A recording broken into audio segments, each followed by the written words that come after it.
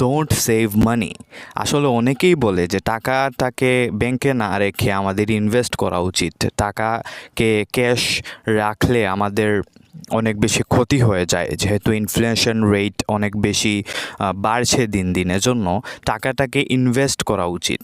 আমি বলতেছি, যদি আপনার কোনো ইমার্জেন্সি সিচুয়েশন আসে এবং আপনার কাছে যদি ক্যাশ টাকা না থাকে, তাহলে আপনি কিন্তু অনেক বেশি প্যারাতে পড়ে যাবেন। এজন্য আপনার কাছে যদি গুড অ্যামাউন্ট অফ মানি না থাকে, if you haven't good amount of money, তাহলে আপনার কখনোই ইনভেস্ট করা উচিত না। আপনার যদি রাত 12টার সময় কোনো ইমার্জেন্সি সিচুয়েশন চলে আসে, তাহলে আপনার কাছে যদি ওই ক্যাশ অ্যামাউন্টটা না থাকে, তাহলে আপনি অনেক বেশি কষ্টের সম্মুখীন হতে পারেন। এজন্য এই টাকাটাকে ইনভেস্ট না করে আপনার যদি 5,000 টাকা থাকে, 10,000 টাকা থাকে, 50,000 টাকা থাকে, সেই টাকাটাকে আপনি সেভ করে রাখতে পারেন, বা বিকাশে রাখতে পারেন, এটিএমে রাখতে পারেন, যেন আপনি যে কোনো সময় ওইটাকে ক্যাশ আউট করে, বা যদি আপনার কাছে ক্যাশ থাকে তাহলে তো আরও ভালো হয়, আপনি ওইটাকে ইউজ করতে পারেন। এজন্যই আমরা সবাই বলে যে টাকাটাকে ইনভেস্ট করে দেওয়া উচিত, টাকাটাকে কোনো জায়গায় অ্যাসেটসে লাগিয়ে দেওয়া উচিত।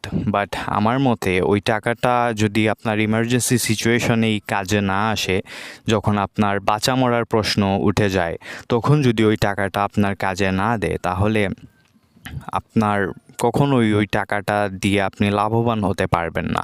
হয়তো আপনার আরও ক্ষতি হয়ে যেতে পারে। আমি আপনাদের এটা বলতেছি না যে আপনারা ইনভেস্ট করবেন না। আমি আপনাদের এটা বোঝাতে চাচ্ছি যে আপনি যদি আপনার টাকা দিয়ে কোনো অ্যাসেটস কিনে রাখেন, বা আপনার যদি কোনো ব্যাংকের মধ্যে আপনি যদি টাকা জমা রাখেন, আর রাত 12টার সময় যদি আপনার কোনো ইমার্জেন্সি সিচুয়েশন চলে আসে, 1টা 2টার সময় যদি আপনার হসপিটালে যাওয়া লাগে, বা আল্লাহ না করুক যদি এমন কিছু হয়, তখন কিন্তু আপনি তৎক্ষণাৎ আপনার ওই অ্যাসেটটা বিক্রি করে আপনি কখনোই কিন্তু ওই ইমার্জেন্সি সিচুয়েশনে আপনি টাকাটাকে কাজে লাগাতে পারবেন না। দ্যাটস ওয়াই আমি বলতেছি যে কিছু টাকা হলেও আমাদের ক্যাশ আমাদের কাছে রাখা উচিত। এবং আপনি যদি একটা গুড অ্যামাউন্ট অফ মানি আপনার কাছে যদি থাকে, তাহলে আপনি বিভিন্ন অ্যাসেটসে আপনি ইনভেস্ট করতে পারেন। কারণ অ্যাসেটস ছাড়া 2025 সালে কিন্তু আপনার অনেক বেশি কষ্ট সহ্য করতে হবে ফাইন্যান্সিয়ালি ফ্রি হতে হলে। আর ফাইন্যান্সিয়ালি ফ্রি হতে হলে আমাদের বিজনেসে ইনভেস্ট করা, অ্যাসেটস মেক করার কোনো বিকল্প নেই।